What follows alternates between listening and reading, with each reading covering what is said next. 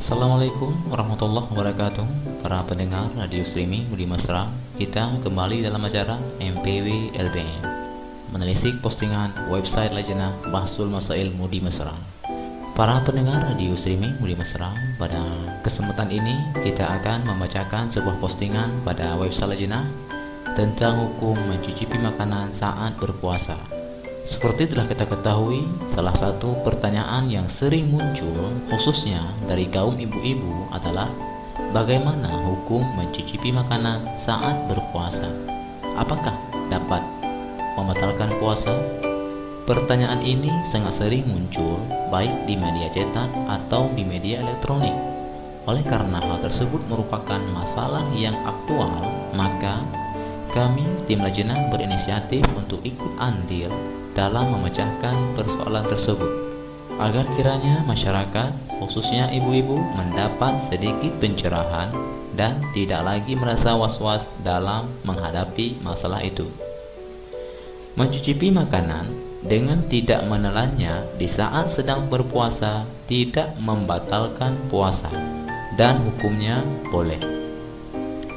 Karena sebagaimana yang telah kita ketahui bahwa indera yang berfungsi sebagai alat perasa adalah lidah.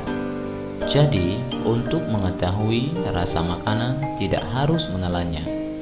Dalam konteks berpuasa, sekedar memasukkan benda ke dalam rongga mulut tidak dianggap memasukkan benda ke dalam rongga yang dikategorikan sebagai anggota batin. Hal ini disebabkan karena terdapat rincian hukum yang membahas tentang status rongga mulut itu sendiri. Artinya, berbeda kasus maka berbeda pula penetapan status rongga mulut. Sehingga dalam sebuah kasus, rongga mulut dianggap sebagai anggota zahir atau anggota tubuh bagian luar. Sementara pada kasus yang lain, rongga mulut dianggap sebagai anggota batin atau anggota bagian dalam. Adapun rincian hukum tentang penetapan status rongga mulut adalah sebagai berikut. Rongga mulut dianggap sebagai anggota zahir pada beberapa kasus.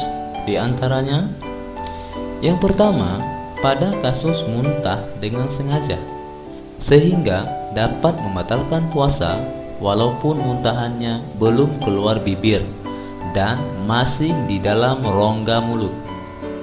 Yang kedua, pada kasus menelan dahak, sehingga dapat membatalkan puasa dengan sebab menelan dahak yang terdapat dalam rongga mulut. Dan yang ketiga, pada kasus memasukkan benda dari luar mulut ke dalam rongga mulut, sehingga tidak membatalkan puasa dengan sebab memasukkan benda ke dalam rongga mulut, walaupun benda tersebut didiamkan di dalam rongga mulut dalam jangka waktu yang lama. Dan yang keempat, pada kasus bernajisnya rongga mulut, sehingga wajib menyucikan rongga mulut yang bernajis. Kemudian para pendengar radio streaming Budi Mesra, rongga mulut dianggap anggota batin pada beberapa kasus. Di antaranya yang pertama, pada kasus menelan air liur, sehingga tidak membatalkan puasa dengan sebab menelan air liur yang terdapat dalam rongga mulut.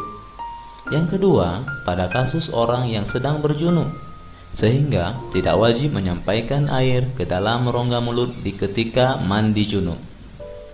Jadi para pendengar radio streaming Budi Mesra, kesimpulannya bisa kita pahami bahwa mencicipi makanan tanpa menelan hukumnya boleh dan tidak membatalkan puasa. Hal lain yang bisa kita jadikan sebagai bukti otentik adalah syariat tidak pernah melarang berkumur-kumur ketika berwudu saat berpuasa. Syariat hanya melarang mubalaghah atau berlebihan saat berkumur-kumur untuk mencegah tertelannya air wudhu. Air juga tergolong ke dalam kategori benda.